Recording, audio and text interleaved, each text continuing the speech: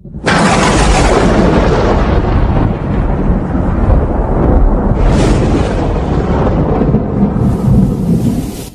घर पर हैं। नदीम ने दरवाजे पर खटखटाते हुए पूछा। एक औरत ने दरवाजा खोला। वो अभी बाहर गए हैं। तुम कौन हो? नदीम ने अपना नाम बताया और कहा जैसे ही वो घर आए उनसे कहना मुझे कॉल करें। इतना कहकर वो अपने कदम जल्दी जल्दी अपने घर की तरफ गया। और क्या सामान लूं, कहीं कुछ छूट तो नहीं गया? नदीम बड़बड़ाता हुआ चल रहा था। नदीम 30 साल का एक खूबसूरत नौजवान था। उसकी एक बहन शादी के बाद उसी शहर में रहती थी। नदीम हमेशा कमाने के लिए शॉर्टकट रास्ते ढूंढता था। वो कोई एक काम ना करता था, कभी कपड़ों के दुकान में तो कभी मोबाइल सर्विसिंग में तो कभी मैट्रिमोनियल का काम करता था। ऐसे ही कहीं एक सेठ से दोस्ती हो गई। वो नदीम के बारे में सब जानता था। एक दिन उसने नदीम को अपने घर पर खाने को बुलाया। खाने के बाद सेठ ने अपनी बात शुरू की। देखो नदीम, मैं तुम्हारे बारे में सब जानता हूँ और ये भी जानता हूँ कि तुम बहुत पैसा कमाना चाहते हो। तो मेरे पास एक ऐसा काम है जिससे तुम करोड़ों में खेलोगे। नदीम की खुशी का ठिकाना ना रहा और पूछा, बताओ सेठ जी कैसे होगा ये सब? क्या मेरे सब सपने पूरे होंगे? सेठ नदीम के पास आकर बैठ गया और कहा, हाँ, तुम्हारे सब सपने पूरे होंगे, पर इस काम के लिए तुम्हारे साथ एक और आदमी भी चाहिए जिस पर तुम भरोसा कर सको और ये सब बातें राज में रखे। नदीम ने कुछ देर सोचा और कहा, आप बस काम बताओ, आदमी मिल गया समझो। कौन है वो? सेठ ने हैरानी से पूछा। मेरे जीजा जी असद, वो मेरा साथ देंगे, आप सिर्फ काम समझाओ। साहिल ने जल्दी से जवाब दिया। ठीक है, कल अपने जीजा जी के साथ आना, मैं काम समझा दूंगा। सेठ ने इतना कहकर नदीम को दरवाजे तक छोड़ आया। दूसरे दिन नदीम अपने जीजा जी को मनाकर सेठ के पास लेकर गया। वहां सेठ भी उन दोनों का बेसब्री से इंतजार कर रहा था और उसको यकीन भी था कि नदीम जरूर आएगा।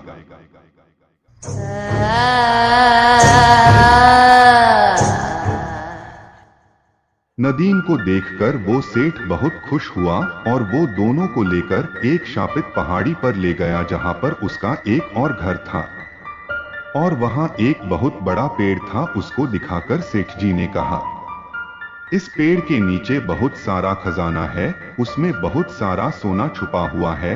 अगर तुम निकाल सको तो हम दोनों आधा आधा बांट लेंगे। नदीम ने कहा, इतनी सी बात? मैं इतना भी कमजोर नहीं हूं कि खुदाई भी ना कर सकूं। सेठ जी खजाना अभी निकाल लेते हैं। सेठ ने नदीम को रोकते हुए कहा, रुको, ये इतना आसान नहीं, इतनी आसानी से नहीं निकलेगा। उसके लिए कुछ करना है। एक बड़ी शक्ति ही उसको निकाल सकती है और ये काम के लिए बाबू का यहाँ होना बहुत जरूरी है। कौन बाबू? नदीम ने पूछा। सेठ ने बाबू के बारे में बताया। बाबू के पास कुछ शक्तियां हैं, अगर उसको मना ले तो ये काम हो जाएगा। ठीक है, आप उनसे मिला देना, मैं बात करूंगा, नदीम ने भरोसा दिलाते हुए कहा। सुबह होते ही सब बाबू के पास गए और सेठ के कुछ कहने से पहले ही बाबू नदीम को देखकर मान गया और कहा, अब तेरा काम हो जाएगा।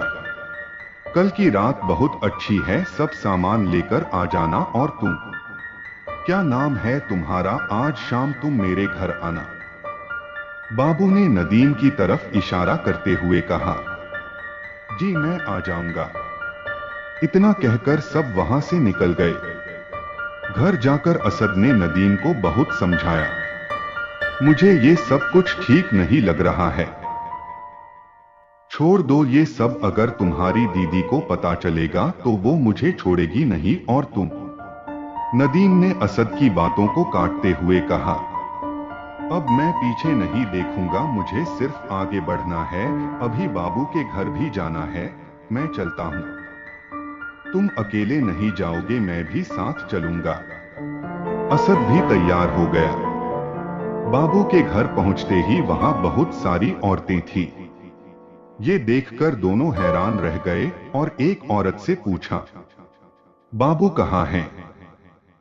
उस औरत ने जवाब दिया, वो तैयार हो रहे हैं। आप लोग अंदर महफिल में बैठो, वो आ जाएंगे।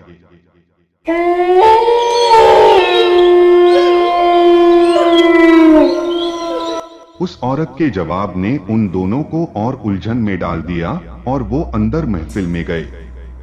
वहां बहुत सारे लोग इकट्ठा हुए थे। उन दोनों को कुछ समझ में नहीं आ रहा था कि यहाँ क्या हो रहा है। इतने में दूसरे दरवाजे से दुल्हन की तरह सजी औरत आई। वो सारी औरतें उन दोनों को तैयार करने के लिए आई थी। वो औरतें बीच महफिल में आकर बैठ गई और अपना दुपट्टा उठाकर फेंक दिया। संगीत शुरू हुआ और वो नाचने लगी। जब उसकी नजर नदीम पर पड़ी तो और जोर से नाचने लगी और उसके पैरों के घुंघरू टूटने लगे। वो सामने आती रही और नदीम को छूती रही। नदीम घबरा गया और आवाजों से उसका सर चकराने लगा। वहां पर बैठा एक आदमी वीडियो बनाने के लिए मोबाइल निकाल ही रहा था कि उस औरत ने तलवार उठाकर उसकी गर्दन काट दी और उस आदमी का फोन फेंक दिया। उस औरत का चेहरा गुस्से से और डरावना हो गया। ये सब देखकर नदीम बहुत डर गया। वो नाचते हुए नदीम के सामने चंचल अदाओं के साथ आती रही और छूकर चली जाती थी। नदीम को अब उसका चेहरा जाना पहचाना लग रहा था और बोल उठा, ये तो बाबू है। पास बैठे एक आदमी ने नदीम को चुप कराकर कहा, ये अम्मा हैं। यहाँ बातें करना मना है और अगर कुछ पूछना है तो नाच खत्म होने के बाद पूछ लेना। नदीम और असद बहुत घबरा गए। वो वहां से भागना चाहते थे पर सब दरवाजे बंद। वो दोनों धीरे धीरे बाहर जाने के दरवाजे की तरफ खिसकते रहे और दरवाजा खुलने का इंतजार कर रहे थे। बाबू नाचते नाचते बैठ गया और औरत की आवाज में पूछने लगा, जल्दी जल्दी बताओ क्या काम है। एक एक करके सब उसके पास गए और वो सबके सर पर हाथ रखकर भेजती रही। बाबू की नजरें प्यासी निगाहों से साहिल को ढूंढती रही पर वो छुप कर बैठा हुआ था और जैसे ही दरवाजे खुले वो दोनों वहां से भाग गए। दूसरे दिन साहिल ने सेठ से जाकर सारा माजरा बताया। सेठ ने कहा, ये सब तो मैं जानता हूं और मैंने कहा भी था उसके पास बहुत सारी शक्तियां हैं। अच्छा, हम शाम को मिलते हैं। तुम अभी बाबू के घर जाकर सामान की लिस्ट तैयार कर लो। असद नदीम को समझाता ही रहा, ये सब ठीक नहीं लग रहा है, ये सब खत्म करो। तुमने देखा ना, वहां का माहौल कोई डरावने मंजर से कम ना था। नहीं, मैं जरूर जाऊंगा। जरा हमारे फ्यूचर के बारे में भी सोचो। इतना पैसा कमाने के लिए कितने साल लग जाते हैं और आज अगर हम नहीं गए तो उम्र भर पछताएंगे। इतना कहकर नदीम बाबू के घर चला गया। बाबू घर पर नहीं था और उसने बाद में कॉल करके सारे सामान की लिस्ट दे दी। अंधेरा होने को था, सब पहाड़ी के घर पर पहुंच गए। बाबू भी आ गया। पूरी तरह से अंधेरा छा गया था।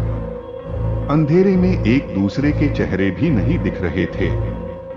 सेठ ने 2 इमरजेंसी लाइट लाया, एक पेड़ के पास रखी और दूसरी बाबू के पास। बाबू ने सब सामान इकट्ठा कर दिया। पहले तो माथे पर बड़ा सा सिंदूर लगा लिया, बाद में सब सामान अपने साथ लेकर घेरा डालकर बैठ गया। वो कुछ पढ़ता गया। नदीम और असद को जमीन खोदने के लिए कहा। जमीन खोदते खोदते आधी रात हो गई। नदीम काम में इतना व्यस्त हो गया था कि उसने किसी को भी ना देखा, सिर्फ खजाने के निकलने का इंतजार था। असद थक रहा था, उसने कुछ देर बैठने को चाहा। उसकी नजर बाबू पर पड़ी और वो नदीम को कातिलाना नजर से देखकर मुस्कुरा रहा था। असद ने जब सेठ को देखा तो वो भी मुस्कुरा रहा था। उसको समझ नहीं आ रहा था कि क्या करें। असद ने नदीम का हाथ पकड़कर खींचने लगा, अब बस करो, चलते हैं, यहाँ कुछ नहीं है। नदीम को किसी की आवाज नहीं सुनाई दे रही थी। Kenapa tak tidur lagi, ha? इतने में बाबू पीछे से छुरी लेकर नदीम की पीठ में भोंकने आया। असद ने उसको अपनी तरफ खींच लिया। नदीम बाबू को इस हालत में देखकर हैरान रह गया।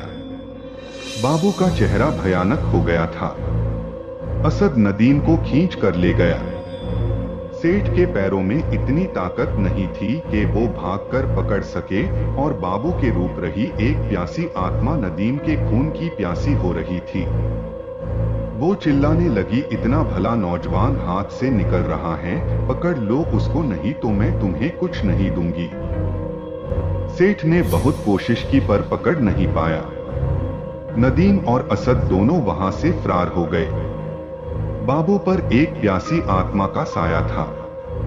वो इंसानों को दौलत का लालच दिखाकर उनका खून चूस लेती थी, और वो नौजवानों की प्यासी थी। नदीम को देखते ही अपना शिकार बना लिया था और कैसे भी करके उसको हासिल करना चाहती थी। असद नदीम को लेकर घर चला गया। उन दोनों को अभी भी यकीन नहीं हो रहा था कि वो मौत के मुंह से बचकर आए हैं। सिर्फ वही डरावना मंजर उनकी नजरों के सामने घूम रहा था।